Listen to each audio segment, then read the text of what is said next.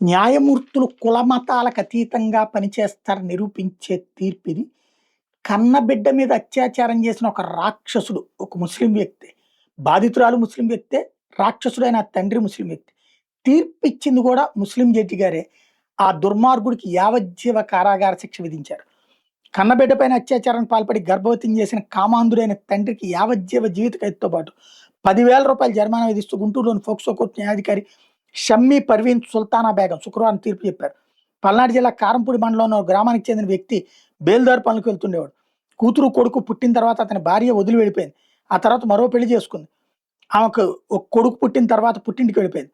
మొదటి భార్య ద్వారా కలిగిన కూతురు కొడుకు తండ్రి దగ్గరే ఉండేవాడు. రెండో భార్య పుట్టింటికి వెళ్ళిన కొద్ది రోజుల తర్వాత నిందితుడు రోజు రాత్రి కుమార్తెను బెదిరించి అత్యాచారం చేయడం ప్రారంభించాడు. అఘాయిత్యం గురించి ఎవరికైనా చెప్తే చంపుతాన్ని బెదిరించేవాడు.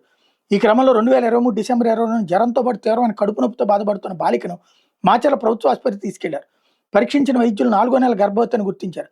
ఆ వయసు అప్పటికి 15 ఏళ్లు మాత్రమే కావడంతో గర్భవతి కావడానికి కారణం ఎవరని ప్రశ్నిస్తే తన తండ్రి రోజు రాత్రి తన మీద చేసి అఘాయిత్యాన్ని చెప్పుకొచ్చింది. వెంటనే ఆసుపత్రి సిబ్బంది మాచర్ల పోలీసులు సమాచారం అందించారు. పోలీసులు ఆమెను విచారిస్తుండగానే తండ్రి పరారయ్యాడు. ఈ ఘటన మీద కేసు నమోదు చేసి ఆమెను స్థానిక మ్యాజిస్ట్రేట్ వద్దకు తీసుకెళ్లగా తన గర్భానికి తండ్రే కారణమని వాంగ్మూలం ఇచ్చింది. ఆమెను వైద్య పరీక్షలకు పంపిన పోలీసులు ఆ మర్నాడు నిందితుడిని అరెస్ట్ చేసి కోర్టులో హాజరుపరిచారు. రిమాండ్ విధించింది. వైద్య పరీక్షలతో పాటు DNA నివేదికలో బాలిక తండ్రి నిందితుడని నిర్ధారణ అయింది. Palnadu Disha women police station inspector K V సుభాష్ని ఈ కేసు దర్యాప్తు జరిపి కోర్టులో ఛార్జ్షీట్ దాఖలు చేశారు.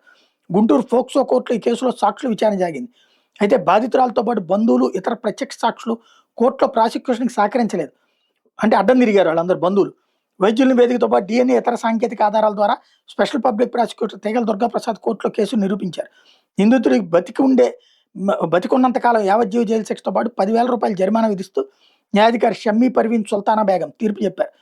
5 లక్షలు రాష్ట్ర ప్రభుత్వం బాధితురాలకు పరిహారం కింద అందజేసేలా చూడాలని పల్నాడు జిల్లా కలెక్టర్ జిల్లా న్యాయ సేవాధికారి సంస్థ చైర్మన్ కార్యదర్శికి సూచించారు.